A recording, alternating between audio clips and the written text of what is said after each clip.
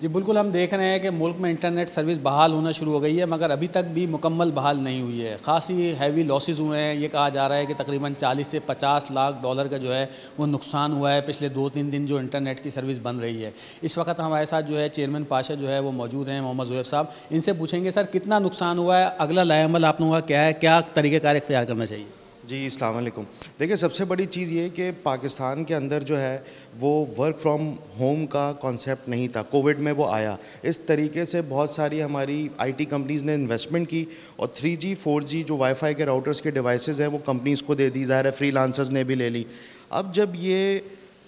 Issue آیا سب کا، بالکل ہی انٹرنیٹ سے ہم I T industry free lancer سارے ڈسکنیکٹ ہو گئے، تو اس کا سب سے بڑا امپیکٹ یہ آیا کہ وہ سارا جو لوگ آؤٹ سورسنگ یہاں پہ ہو رہی تھی، یہاں پہ کال سینٹر چل رہے تھے، وہ ایک دم سے متاثر ہو گئے، جو خاص طور پہ فری لانسرز یا وہ لوگ جو گھر سے کام کر رہے تھے۔ پاکستان کا پورا انٹرنیٹ کا لوڈ ظاہر ہے 3G 4G اور فائبر پہ ڈیوائڈ ہوا ہے۔ جب 3G 4G کا پورا انٹرنیٹ ڈاؤن ہوا تو فائبر پہ وہ پورا لوڈ آیا، تو ظاہر ہے فائبر پہ انٹرنیٹ کی سپیڈ 3 دن سے جو متاثر ہوئی ہے، یہاں پہ صرف کوڈرز نہیں ہیں، یہاں پہ business process out sourcing, call centre چل رہے ہیں، وائس چل رہی ہے، وہ سارا انڈسٹری اس وقت بہت طریقے سے ہرٹ کر گئے۔ دوسرا یہ دیکھیں کہ جو ہماری رائڈ ہیلنگ بھی سروسز ہیں، فوڈ پانڈا ہو گیا، بائکیا ہو گیا، کریم ہو گیا، وہ بیچارے تو ہیں ہی ڈیلی ویجز پہ روزانہ کمانے والے، وہ الگ ہرٹ ہوا۔ پوائنٹ آف سیل کا اس وقت بزنس بہت متاثر ہوا۔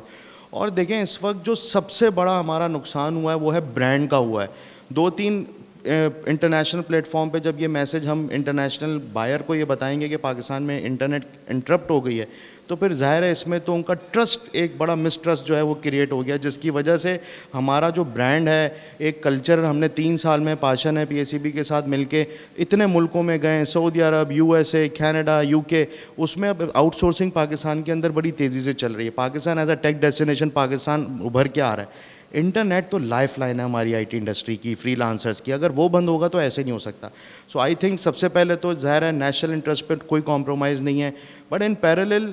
فیسیلیٹیٹر PTA کو بننا چاہیے، اس کا کوئی سلوشن ہونا چاہیے، اور سلوشن یہ ہے کہ خدا نہ خواستہ ایسا کوئی ایلیمنٹ ہوتا ہے، I T industry white label رہنی چاہیے، ایسے سافٹ ویئر امپلیمنٹ کریں، دنیا بھر میں موجود ہیں، ہمیں پتہ ہے، اس کے اندر آپ صرف ٹیکسٹ اونلی واٹس ایپ چل رہا ہوتا ہے، اس میں آپ ویڈیو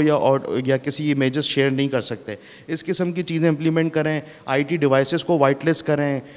جو وائی فائی کے 3G کے موبائل ہوتے ہیں یا کمپنیز ہوتے ہیں ان کو وائٹ لسٹ کریں، اور ان کو آئی ٹی انڈسٹری کا انٹرنیٹ بند نہیں ہونا چاہیے۔